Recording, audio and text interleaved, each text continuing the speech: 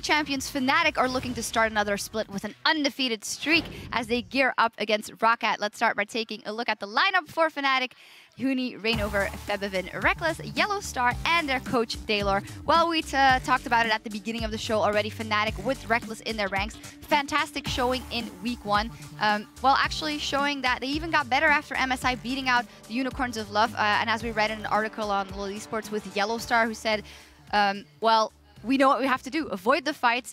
Take their own tempo. Febiven also said we have UOL figured out. All in all, a great start for them. Yeah, for sure. And you can't underestimate exactly how much the experience of playing teams like SKT is going to give a team like Fnatic, who are very young, only just came into the LCS as this unit during the spring split. So they seem to have taken that experience at MSI and completely run with it, because there seems to be almost nobody that can stop them here in Europe so far. We're only a week in. I don't want to really punch tickets too quickly, but, you know, it's Fnatic. They're doing well. It's true. The thing is, you still kind of feel like they are still one step ahead of everybody else at the moment. One of the best examples of that is the fact that as a team, they've grown. Not only are they playing that aggressive play style and they're playing very coordinated, Huni is showing his champion pool improve from spring split to MSI, now to the summer split. He had the lowest amount of damage dealt as a top laner in comparison to the rest of the field. He was the 10th lowest damage. However, he was first when it comes to wards placed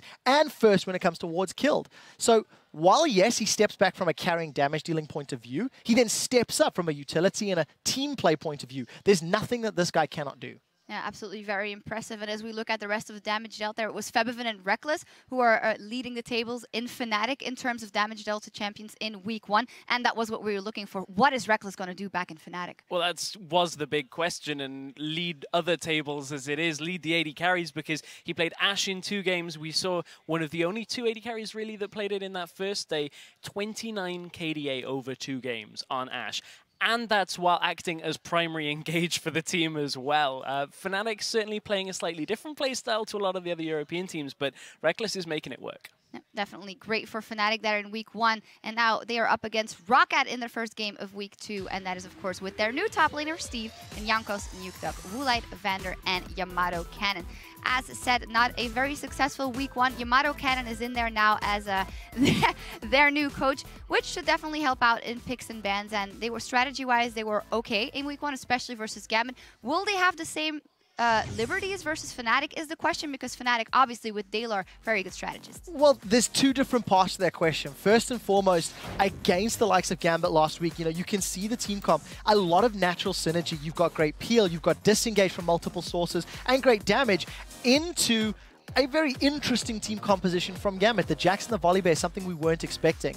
Now, if we take a look at the team as a whole, Yamato Cannon brought to Meet Your Maker's last split a lot of good pick and ban strategy towards the end of the split. Multiple times, I recalled Officio saying how he was really impressed with how it played out. And in talking this week and preparing for the week along with both Crepo as well as him and some of our stats guys, we also feel that Roccat and Yamato have got a good head on their shoulders, at least in their opening games. They need to keep that up going forward, because of course 2 games is a small sample size, but Yamato has a track record that is positive. Yeah, I don't want to say it's the eternal question, but it's been the question for a while now. When will the Roccat that is good in scrims, as we hear echoed from a lot of people here on the desk as well, get translated onto the Rift in the LCS? Steve is in there to maybe make that happen. What did you make of his first week? Hit and miss, but he did get fairly focused, or focused a lot, I should say. Yeah. by H2K. He certainly had a lot of pressure on his shoulders, and it didn't help that H2K in game 1 said, hey, if we just put a lot of pressure on this guy in the early game, he's going to crumble. For that point, I think Steve still has his foundations there. We've seen him play, you know, fairly standard champions. He's not doing anything particularly out of the ordinary, but, you know, we just had Werlib on the desk, and that was a player that throughout the spring split, we were kind of like, oh, you know, how's he going to be?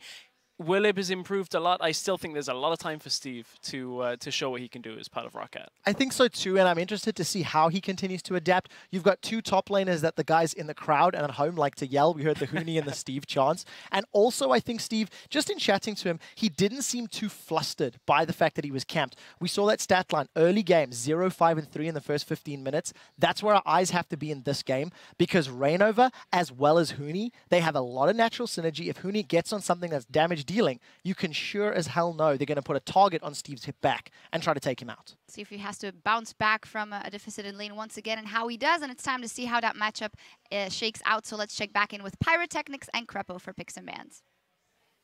Thank you, Shocks. Yes, indeed. We'll have to see how that shakes out in picks and bans, Crepo. It's a matchup I think maybe would have expected a lot more from in the spring split. But yeah, the real question is, when does that Roccat that everyone has all this respect for in how they play in scrims, when does that come out exactly? And also, how does Steve factor in this new squad? Because obviously it's a crowd favorite, so is Huni, and maybe they're going to be vying for that attention a little bit here. But